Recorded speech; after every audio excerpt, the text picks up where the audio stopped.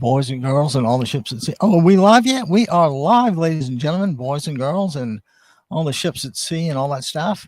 It's time to wake the kids and phone the neighbors. Tuesday, June 16th, 2026, and we hope everybody's having a decent Tuesday so far. And before we get started, I've got to. I can't go any longer without realizing that it was only like 48 hours ago there was UFC at the White House. And I was thinking that I read a column yesterday, and somebody made the point that for Trump's 80th birthday and the nation's 250th anniversary, what would make better sense than a cage fight on the White House lawn, huh? I mean, does that not tell you everything you needed to know and then some? It was. If you thought the coverage was bad over here, you should see what I came across. Like in the UK and in Europe. Is anyway, and of course we will dwell on that as need be. But today, let's talk about the magic that is Iran and the limitations and what happens when somebody brutally wakes up and realizes, oops, there are limitations. And oops. But in the White House, I'm told that there's just no negativity allowed, because negativity equals like firing and losing a job, and God knows what repercussions after that. So can you imagine the bubble this guy must be in? Everything is positive. I mean, he's going to be just blindsided in November. I don't think he has any sort of a grip on reality. His reality is like a TV show. That's what people show him and tell him, and what he sees on TV. There's no like independent, thought process going on. And who was it? Was it Jeff Bezos that said Trump was going to be known as the AI president? Well, the only way Trump will be known as the AI president is if AI stands for absent intelligence. I mean, we get reminded daily. And so the really fascinating part about him is that the guy, there's always a new distraction. I mean, it's horrible the way he just barrages everybody in submission. And we here at DemocracyRadioNetwork.com, we're here to be a platform for Democratic candidates everywhere. We focus on Orange County, California, but Southern California in general is kind of our stomping ground. And as you can see, I'm at my secret location on Newport Harbor in Newport Beach, California. And so we are broadcasting. Abby Kaufman himself, are broadcasting in the heart of ruby red Orange County. So it feels doubly good to be here. And thanks everybody for tuning in and having a listen. You can give us a call, 949-629-3820, and let us know what's going on in your world. Let's and you know what? I don't know how these prediction markets things work, but I had asked AI if I could do some sort of prediction market bet or wager or whatever they call it, that Trump will try and use the ceasefire in Iran to campaign for the Nobel Peace Prize this year. Huh? What do you think? He couldn't help himself, Yeah, at this point, between the shameless self-promotion. Well, actually, he's not shameless about it at all. He's, just kind of does it. Shameless self-promotion. Well, if he's shameless, I mean, he has no shame. So he's kind of doing it outright and just thriving in the $3 billion or so that he made last year. Can you or was that this year? The corruption is so bad and the money's just so astronomical that like I said, you might hear drips and drabs about what goes on Capitol Hill and all that, but you got to be really tuned in to have some White House vibe, and it doesn't seem like the White House mood is very upbeat right now. And what do you do? Like I said, this is just so fascinating to me. He's got one employee staff member that her responsibility is to print out positive articles or positive things about him every day. And I'm sure she's under a barrage to try to do it 24/7, you know. After all, there's only one master and everybody else is a slave, right? So what this woman has to do is keep up the positive vibe to the president's face, not unlike when people walk in front of a camera and whoever it is goes like, what's the old thing? Lights, camera, action, go for it, dudes. I don't know what they do these days. Yeah. Oh, man.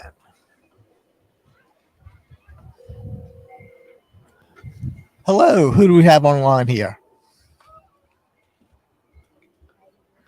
Oh, good. Thanks. How about you? We're glad to have you. And what's your new mind, sir? You for him or against him?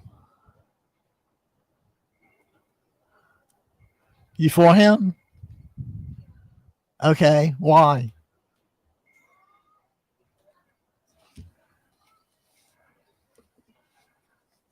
He doesn't seem to act like one. Okay. Well, let me ask you this. Was he Christian like when he took away people's health insurance?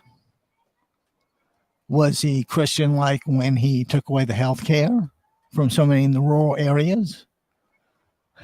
You know, and did I get to the SNAP food benefits cut yet? Now, if I'm not mistaken, Jesus was something like, clothe the naked, feed the hungry, heal the poor. And if you can find any of that, then I'll come over to your side. How about that? And thanks for calling. That didn't last long, did it?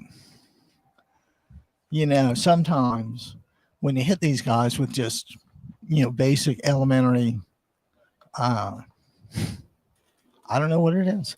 But then again, he did sound like a child.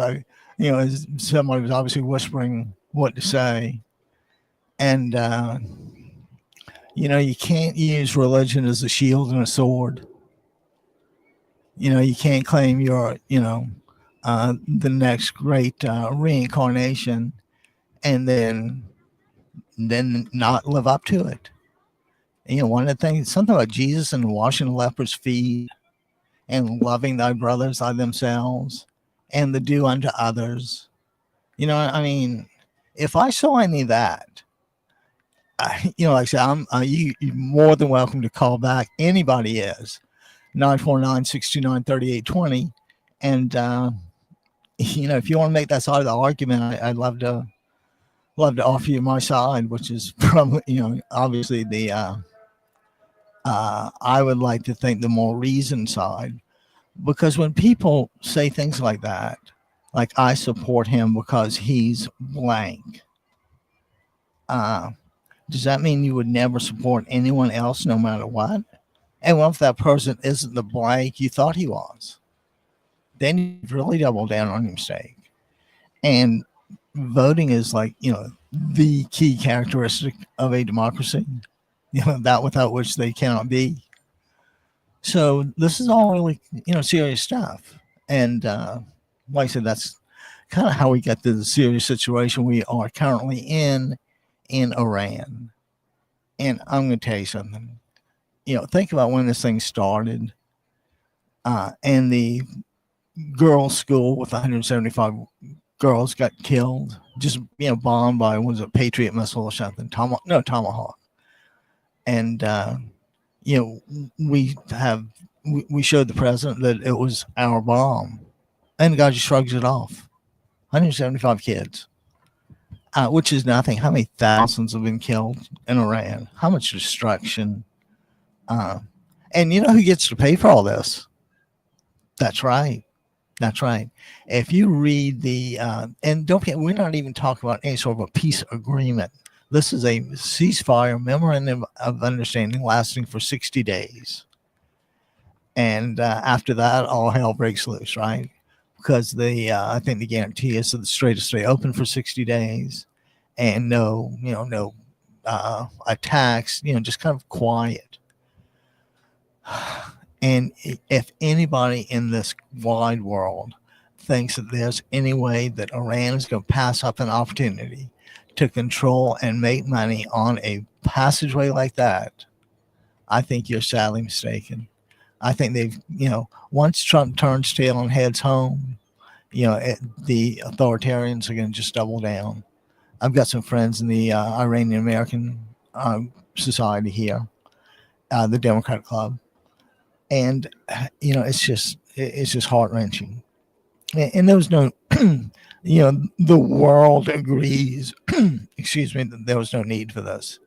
If you read the newspapers around the world, it is the world view that it was a war of choice. So now, if Trump says it was a war of necessity and the world says it was a war of choice, who would you believe? I keep coming back to credibility, right? And I think the root word is somewhere that is like worthy of being believed or something like that. So who is more worthy of being believed with a statement like that?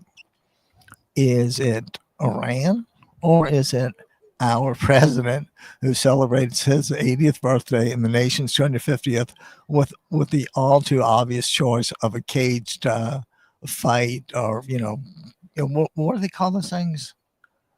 It's cockroach fights, just human cockroach fights. It seems like I've never been able to bring myself to watch that stuff.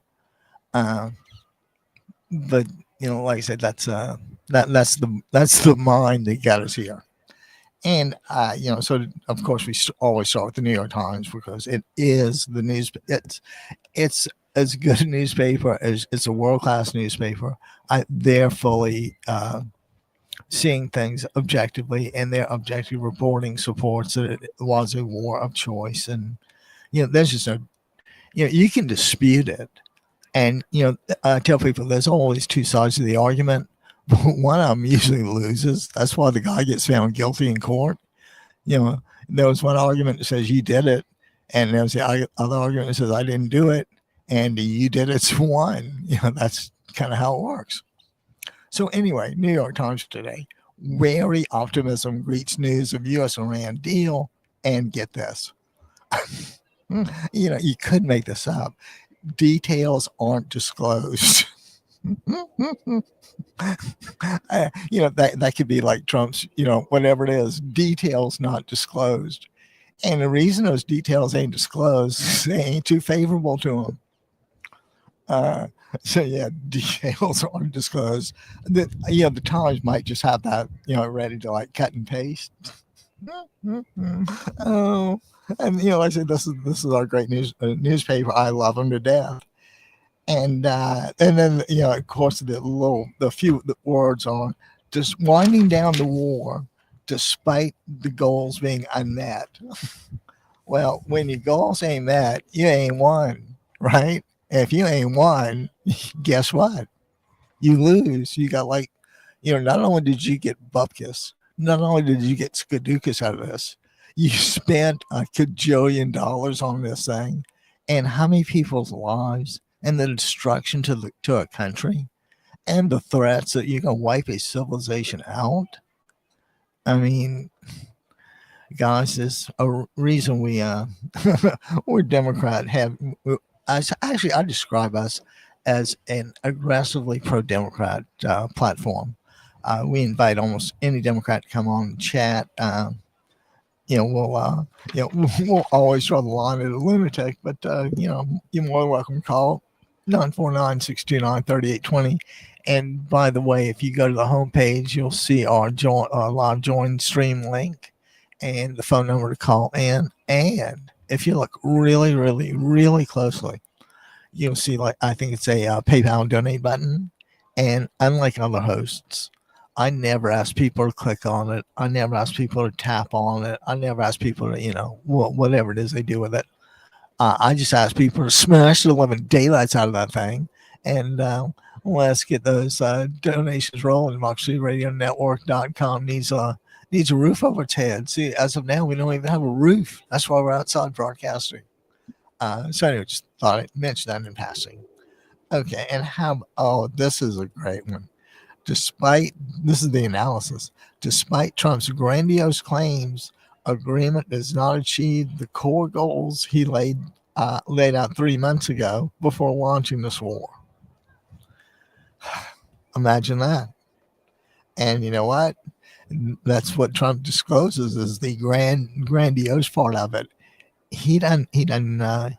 Apparently his reality is so insulated that he may just not have any idea that he just sounds so out of touch and looks so how about pathetic.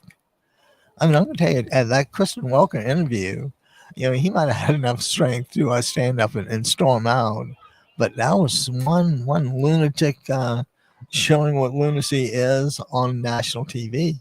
And unless if anybody wants to chat about that, you're more than welcome to 949-629-3820. Okay, so now we got that, and energy for oil's coming down today. There's no real long-term trend other than for energy to go up and the economy to go down. It's just how Trump's economic policies will play out. And that was according to every reputable economist in the world. But I didn't know this, but I remember watching a thing on between Trump and some economists on tariffs, or maybe it was a commentator. And anyway, the guy lays out the traditional economic theory, and Trump goes, "Well, they're wrong. I know more than they do." And this is okay. You would have to bet again. Okay, again, it comes back to credibility. Let's say you got 10 Trump economists saying one thing, and let's say you got 10 Nobel economists saying the other. Who would you more likely think is worthy of being believed? The 10 Nobel Peace Prize winners or the 10 that represent Trump? Yeah, it's just, you don't really have to think about this at this point. It's truth about it is it's just painfully obvious. So anyway, we'll enjoy. I know I was thrilled to see premium gasoline at $5.99. I was thrilled when it came down under $6. But how about you guys down south? Or even anywhere where the economy's shaky. That $3 a gallon for diesel is and I hope it's as cheap as $3. I hope you guys can honestly afford it. And don't forget, we're one of the lucky countries. We have enough money to buy it. It might cost a fortune, but we can buy it. There are places like Vietnam and Southeast Asia that have no money to buy, beyond the normal course of business. So what's anyway, that I won't go into that thing about interesting times, but geez, this is like just nonstop. Okay, and let's and how about the Russians and the Ukrainians? Now these guys are impressed with living daylights. I mean, they always have, and I thought that we should have given them every weapon they wanted from day one. I didn't really see the need. I understood Biden's position. I understood the State Department's position. I understood the Defense Department's position. And I still would have given it to him just because it's just not. I think America is founded around some notion of fairness and justice, and nobody really wants to see an unfair fight except the guy who wants to have a UFC fight on the lawn of the White House. He's like the only person that wants to be like this. But anyway, the point is that despite and Russia's just killing him, right? And there's they bombed a cathedral for a historic cathedral. It's not like it's unknown. Those rockets pretty much or missiles or they pretty much know where they're going to hit these days. It's not like they drop them out of the bomb or flying overhead in like World War II, and they just try to get them close in timing. So anyway, so what Ukraine has managed to do, and I swear these guys, I say they rewrote the book. they bombed a refinery 310 miles inside Russia, like, in the Moscow zone. How about that? A 310-mile flight, undetected, powered by artificial intelligence. Uh, I say you don't need much manufacturing space. AI is accessible, through your laptop, and I'm sure these guys have, encryption that makes hieroglyphics is easy compared to this stuff. But of course, hieroglyphics is pretty old, so maybe that's not a really good choice. So anyway, can you believe this? A drone 300 miles away, unmanned, powered by artificial intelligence, blows up the refinery. And let's assume that thing costs what, $25,000, $50,000. I mean, it was a decent sized thing. And how much did they get? What, a gajillion dollars benefit taking the refinery out? And all this is the economy's collapsing over there. Putin's just paranoid now. And it is time for him. It's past time for him to go. It's an understatement, but we need to turn the page on new leadership in Russia, and we are turning the page on new leadership here. I'm a member of the Newport Beach Women's Democratic Club, and just for information, I advocate every guy joining the a women's club if he can. But then also the Costa Mesa Democrats Club and the Laguna Beach Democrats Club. So, and Newport's right in the middle, and they all kind of join together. Well, Newport, Costa Mesa, Laguna's a little bit south, but I go to these things, and I can tell you that the energy is there. I know the Democrat clubs are like the people who really want to see change. And for that reason, I would ask or advocate for anybody out there to please at least consider going to join your local Democrat club. And even if you don't join, go once and see what it's like. I never, want to see people going to debt, and I never advocate people to spend, hard-earned money. But even if you had to, like, I don't know what's that thing, PayPal Pay in 4 or something, it's a debt very much worth incurring at this point. We need everybody. And, we're pretty lucky here in Orange County. I think we have like maybe a 46% voter turnout in the last, in the primary for the Katrina Foley, Diane Dixon primary for supervisor. Yeah, it was really high. So, kind of nice to be in a place where people, kind of take this seriously, because it's just, California is what, the 6th or 7th largest economy in the world. We have 40 million people. California's a real powerhouse, and nobody's perfect. Not my guys, not your guys.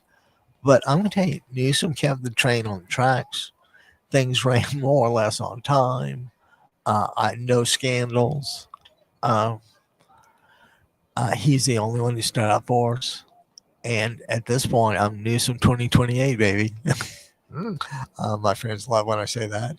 And, just to kind of connect things, I don't know if anyone's ever read the biography of Jerry Brown. And it was written by a guy from the LA Times whose name, of course, escapes me. But if you were to read that, you would come away knowing, not convinced, but knowing that Jerry Brown was actually a really conservative guy. His position was, not every problem could be solved by government, and not every problem deserved a law. He was really considered in his opinions.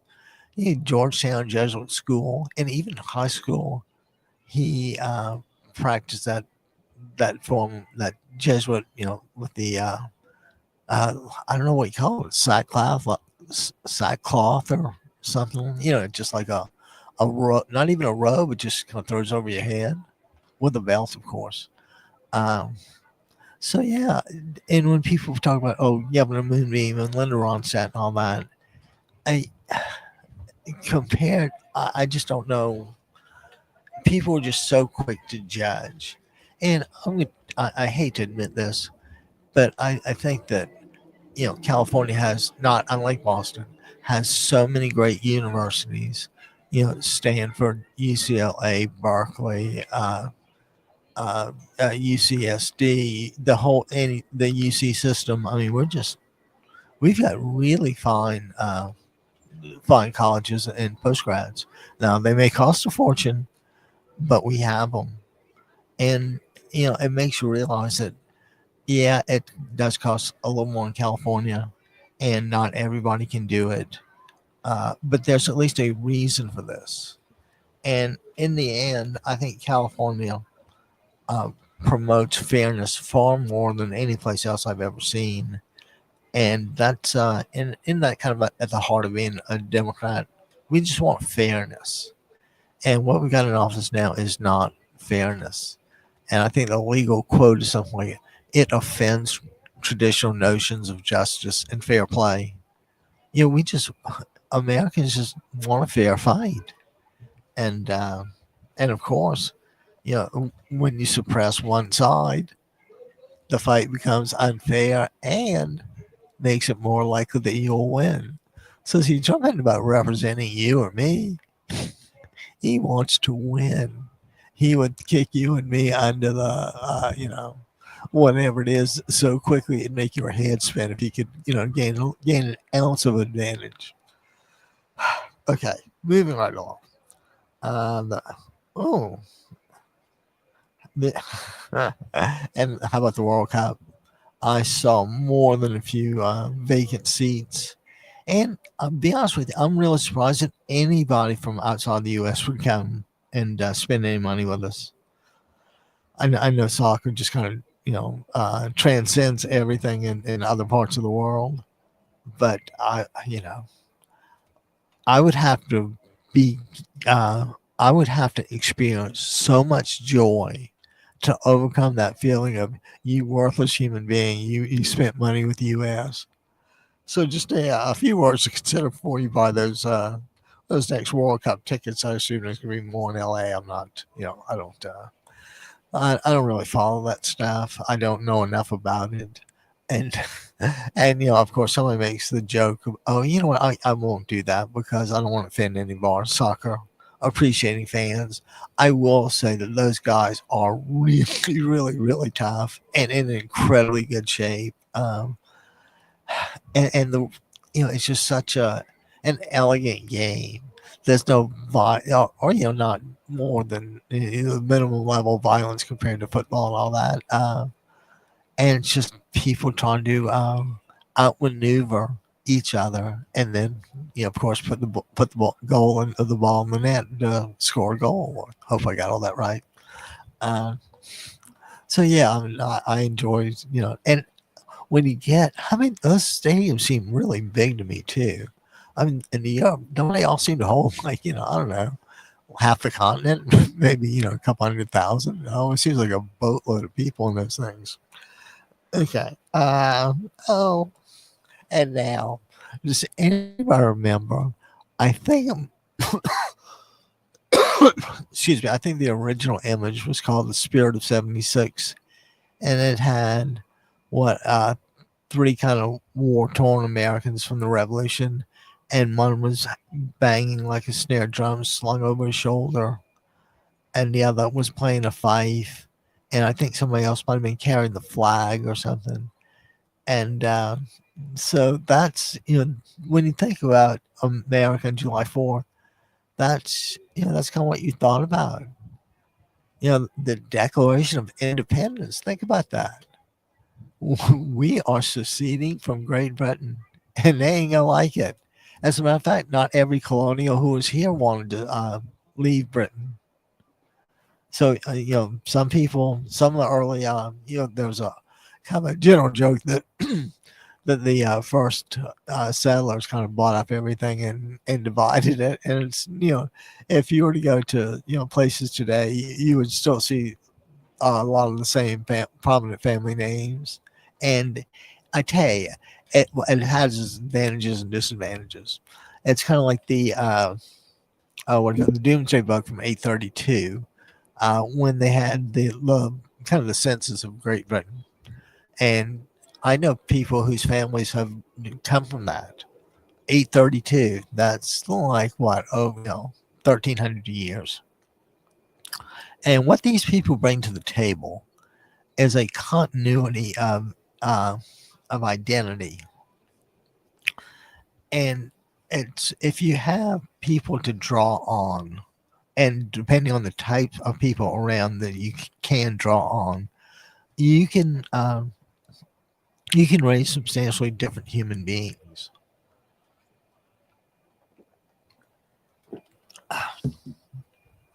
I've got a couple of friends whose dad was a brilliant lawyer in the South, Greek, Latin, Hebrew scholar, had the Code of Maimonides on the cadenza behind him because that's where he always would start his legal research.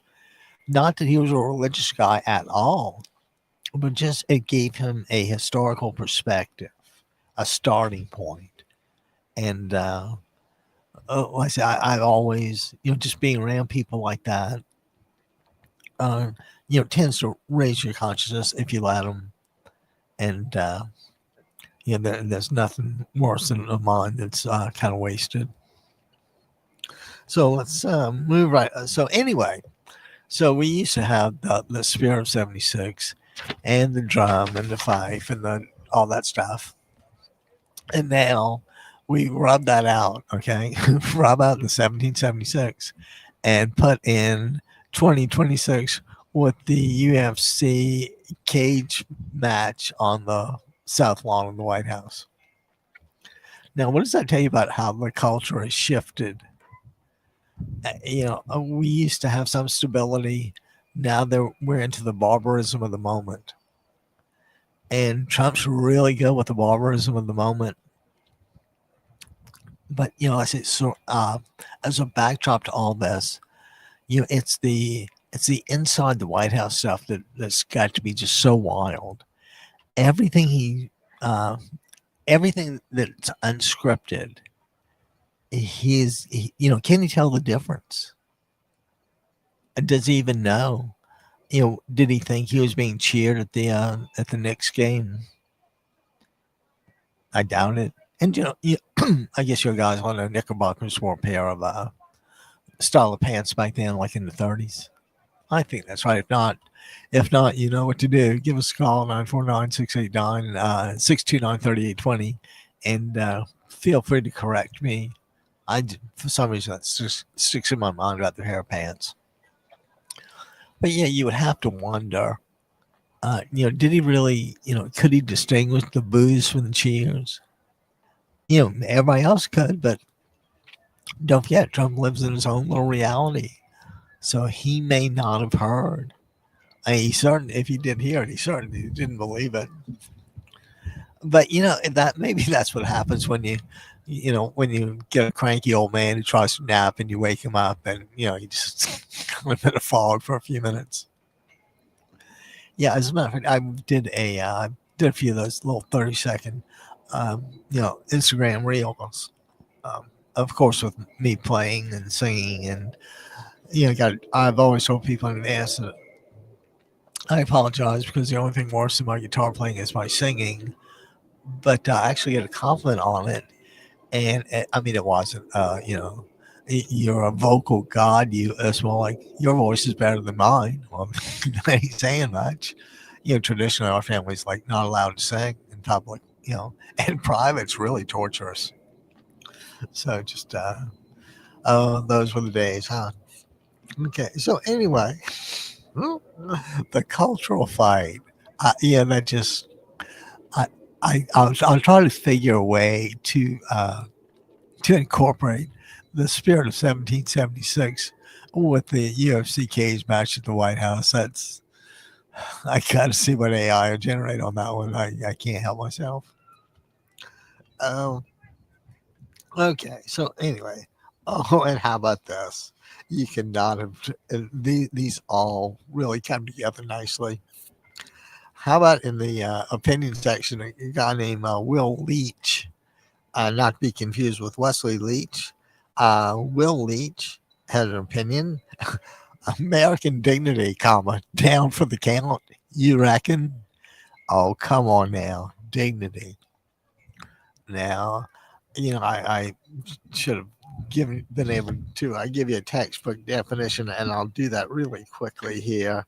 Um, but whenever I think of dignity, for whatever reason, I don't. Trump just doesn't jump to mind again, much like honest or truth telling or any of that stuff. So let's actually see what that word means and where it comes from. Because how about this?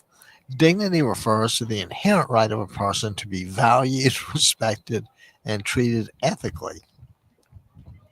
It's both an internal sense of self worth and an outward expectation of how one should be treated by others, society, and the law.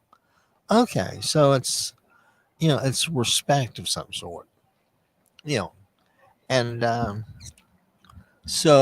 a certain pride, right? Dignity, you carry yourself proudly, and you're an American and all that. But now, American dignity. Do we have, and we know exactly what happened to it. We can trace exactly, who's responsible for not just losing it, but crushing it. American dignity. Huh. So that's why America's not really respected in the world, huh? Because we've got a guy who falls asleep at the helm regularly, who celebrates his 80th birthday and the nation's 250th anniversary with a cage fight match on the South Lawn of the White House. I mean, how much more obvious does this have to be that, we're being led by a lunatic who's just, I, I mean, I hate to restate the obvious, but it just astounds me. Eh, Uh, and, I said when that kid called in support, I gave him a platform, told him, have at it, pal. And, the best he could do was, he's a Christian. I'm going to want to mention something else that people really forget. America was not about one religion over another. It was about freedom of religion and being free to practice, your religion. People got tired of supporting Henry and the Anglican King, the Anglican Church. Uh, that's why they had Protestants. They protested. That's why they started in England, and it was all about religious freedom. And when I see this nonsense propagated about being founded as a Christian nation, I'm like, you're wrong. Not only are you wrong, well, you're lying about it because you know better. I mean, you know better. You went to a decent school. You didn't get to be uh, run roughshod over. You've got independent thought, don't you? Well, it was freedom of religion. And did you see something about the conservative Muslims in Texas who went to the Republican convention or whatever it was to be seated, and the Republican Party told them to get out of the country. Conservative Muslims came to the convention to support their guy, and they said, "We don't want your support. Get out. Leave." Can you imagine? And I was on a little religious journey a while back, and I went to the mosque a few times. I went to the Buddhist temple and the Sikh temple and the Buddhist temple, and what else? Maybe that was it. But I'm gonna end, and the mosque guys were a little strict, but I'm gonna tell you something. I just don't. I hardly felt threatened. I thought I was around a bunch of just religious people. I think the better time to go is on like Friday afternoon, and they must have had 300 people there at least, probably equally divided between men and women. And once I gone once, I I knew the customs. Uh, but these guys were all just really excellent. And there was a woman there who brought this dish from Afghanistan called bologna or bologna, something like that. And it was like a potato crate kind of thing. And this was so good. I mean, I felt bad. I felt like I was, like the hungry guest who wouldn't leave. But geez, those things were good. So yeah, I didn't find the mosque threatening at all. I didn't find Muslims threatening at all. Matter of fact, what I found is that if you see a Muslim and you put your hand over your chest at a 45-degree angle and nod your head so it's over your heart, they'll nod back and it's like, peace, brother. It's just how you approach people. Or when I see somebody, a Sikh with a turban, I greet them, respectfully, Sat Sri Akal. I think the technical thing is something like, I recognize the spirit that is you, or something like that.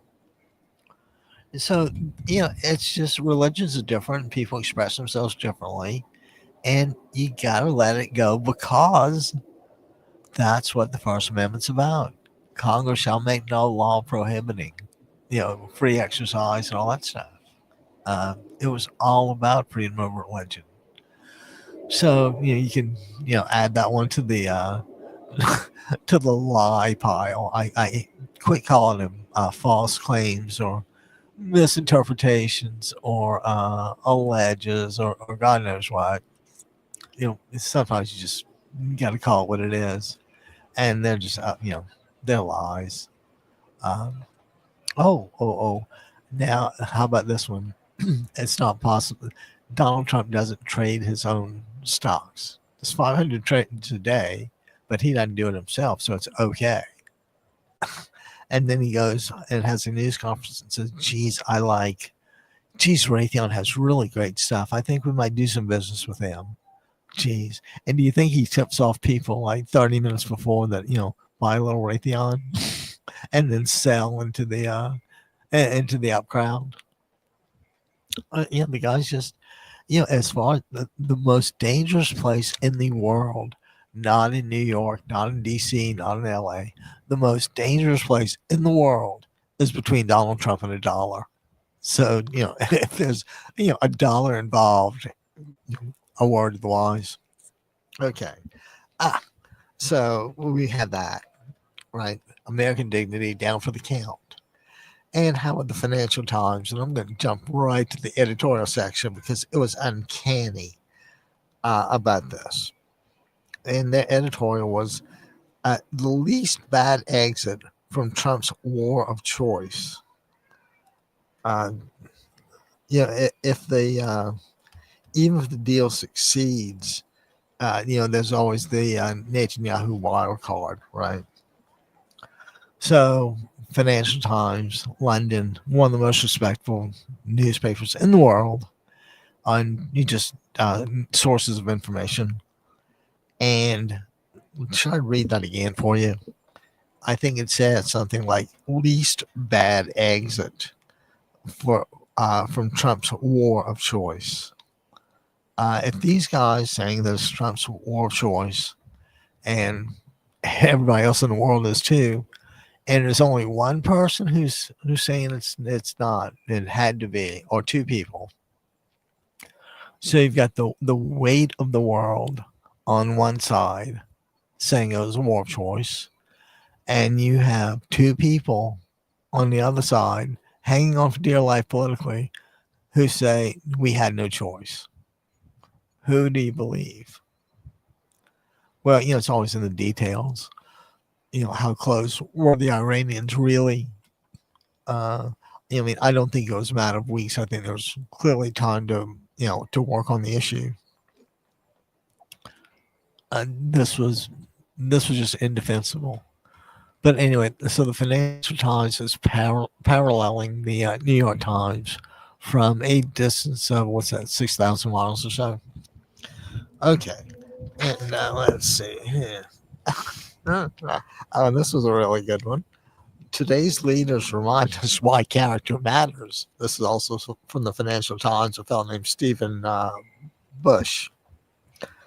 And and let's see, character matters. And let's talk about that guy in Maine, Graham Plattner. And let's say that, I mean, he had the alleged Nazi tattoo, right? He'd been informed, he may not have, really known, but, he knew in passing. And wouldn't you think that it would have shown better character and better judgment if he says, I don't want this to be an issue in a Senate race, so I'm going to have it lasered off or expunged or whatever they call it, right? But it just didn't work like that, did it? So he runs, and the Nazi tattoos becomes a problem. Uh, I mean, then that just shows some sort of basic failure of character and dignity. I mean, have things deteriorated to the point that running for United States Senate, a 6-year term, in what is supposed to be the most deliberative or the best deliberative body in the world because they have 6-year terms, don't you think you would want to present yourself in the best light possible from day one? I know that you're an oysterman. I mean, I get all that stuff, but I just don't think that. Um, I think you really showed poor judgment in not presenting yourself as dignified as possible. I know there's the Fetterman factor, but I regret to say that his nomination and election have proven to be a mistake. Democrats deserve credit. We really did try to help someone with perform an elected function, regardless of a what's the word, therapy or whatever it is. We gave the guy a chance, which is way more than anybody else would do, but it costs us correspondingly. So anyway, so yeah, character does kind of matter, doesn't it? I mean, as far as Trump goes, don't you think that relative to character, don't you think that had seen enough and or had sufficient clues, like they say in the detective world, which is why I guess Peter Sellers was Inspector Clouseau. Uh, I'm sorry, I killed myself. So, if you were to, if the question was, who could you count on to do the right thing, morally, ethically, economically, efficient, whatever it was, who could you count on? Who would you count on? Donald Trump, or how about this? How about Joe Biden? You know, Biden took way more than he ever deserved. I can't believe that uh, uh, we didn't knock Trump out early. And I tell you, the crucial point at which that could have happened was his first impeachment. Had he been convicted, and had Mitch McConnell had some sort of true actually McConnell does have a true north, it's just power, but he's just such a craven personality, uh, to not vote for conviction, and to let him keep going. They Republicans could have gotten rid of the problem right then and there, and indict, impeach, convict, get him out of office, send him home. But no, he was your guy, right or wrong. And so the guy who stole the Senate seat from Barack Obama in an ultimate power play, I mean, that was just, he can consider it a masterstroke. We consider it just a theft of the highest order. And it was.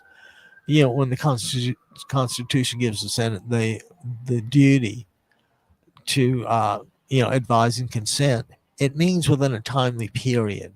It doesn't mean, because it's close to an election. The guy's president until the new president. He gets to do what he wants. What you did shaped America for 50 years. And, there's no real cheap price to pay for it at this point. Kavanaugh and Gorsuch and Coney Barrett and John Roberts, they're all relatively young. Um, Alito and Thomas, God only knows. I'm sure those guys, and and it's not like there's some, a clean financial history between those guys. Also, I don't know if anybody else is on the take, but I'm pretty sure that those two are. I mean, and another thing, how long have Thomas and Alito been on the court? 30 years or so. When a case hits the Supreme Court, it's of such momentous importance, usually, that, I want a contemporary mind to deal with a contemporary problem. I don't want my grandfather's mental state deciding the intricacies of an internet or patent infringement electronics right. I don't think it matches up very well. I would not have a problem limiting Supreme Court justice terms. Of course, it'd be better if we got in and packed the court. But you know what? Failing repacking the court, yes, term limits. At least we'll have some turnover, and you really do need blood and fresh perspectives. Things are just different now. The stakes are much higher, and the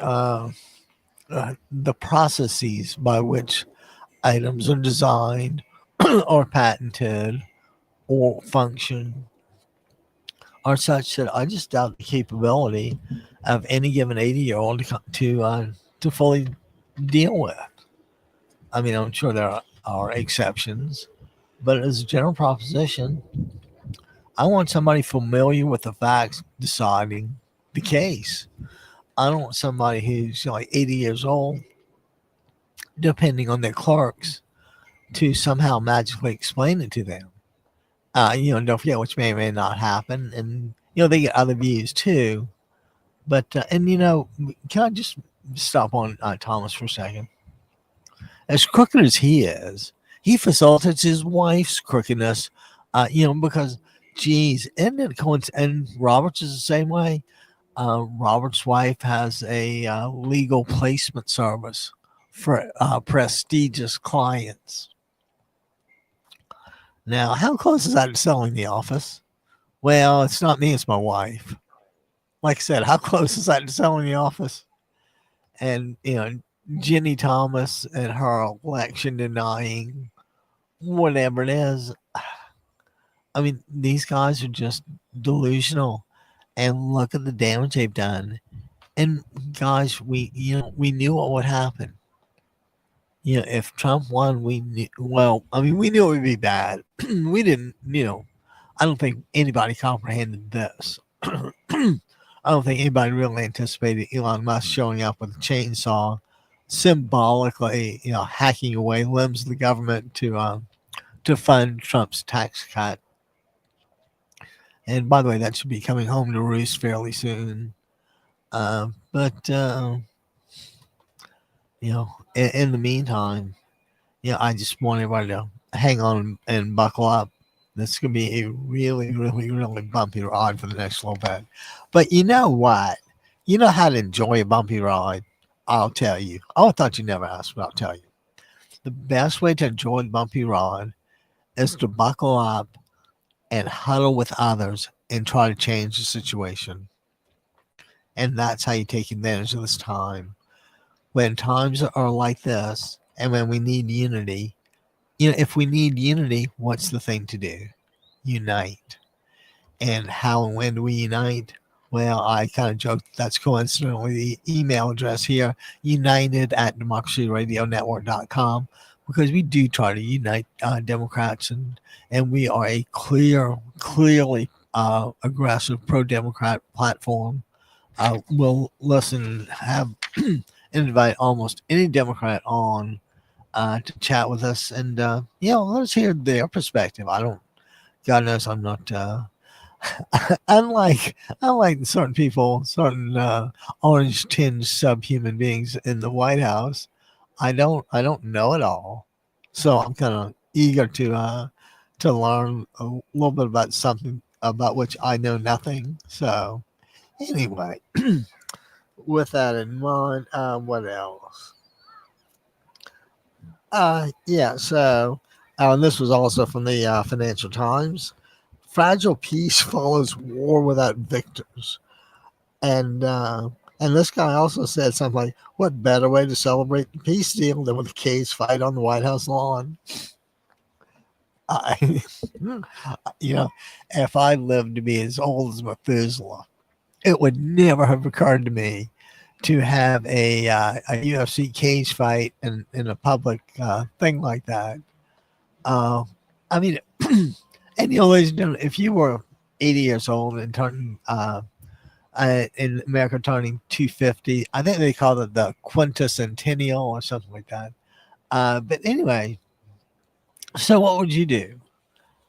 I think I'd try to, recreate some sort of Revolutionary War scene, and at the end I would have the fife, the drum, and the flute, whatever it is, walking down the mall from the Washington Monument to the White House. And I mean, I just think in half the rockets red glare in the background, and you could do it with drones. It would be really cool. And wouldn't that unite people? Huh? I mean, there's every opportunity to do anything in the world. Anything that anything that God wants for his birthday, he can pretty much get. And the UFC kind of proves his point. One of my friends' dads has this thing about water seeking its own level, water finding its own level. And, ladies and gentlemen, I give you exhibits A, B, C, D, E through Z. Okay. So I'm really sorry. My voice is going even quicker than usual today.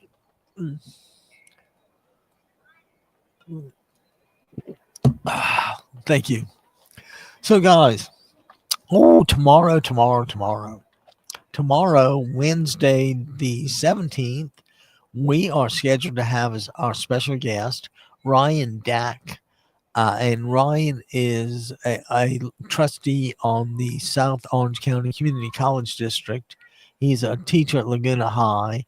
And the politically important note is that Ryan is the youngest trustee ever elected to the board of the South Orange County Community College District. And he was a mere 22 years old at the time, if memory serves me well. So we've got somebody who's been, immersed in politics for a while. And I can't wait to hear the how did we get here answer.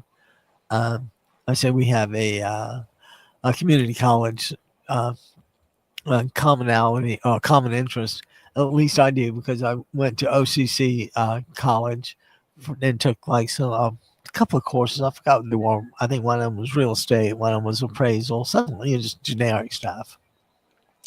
And I have seen firsthand that community colleges are great delivery devices for education to a community. And in some ways, they're not unlike places like Georgetown. A lot of times these adjunct faculty are drawn from the community, right? And just like in DC, you might get somebody from the State Department as your professor on foreign policy for a semester, just because he's there and had a little time.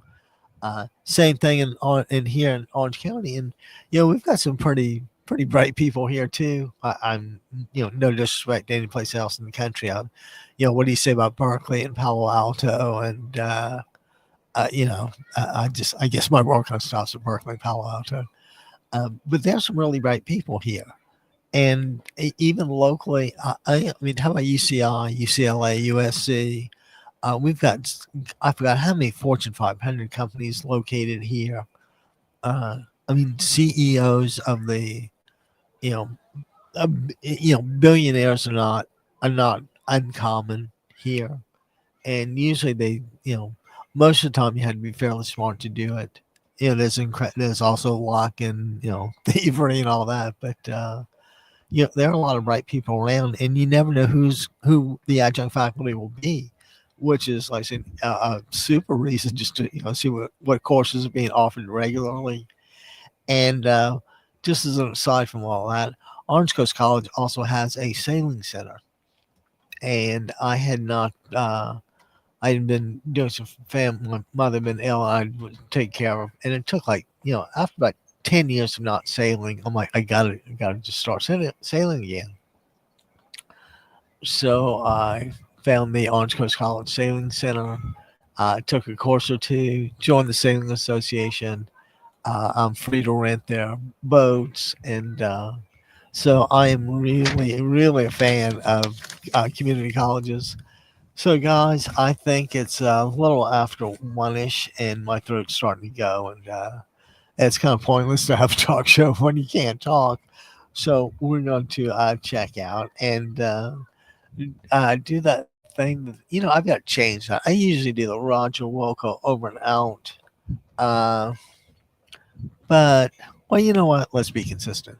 Guys, thanks a million for watching. Thanks for the call in. And, guys, take care, stay well, and adios. Hasta luego, mi amigos. Take care now. Bye. Oh, you know what? Apparently, you need to hit it twice.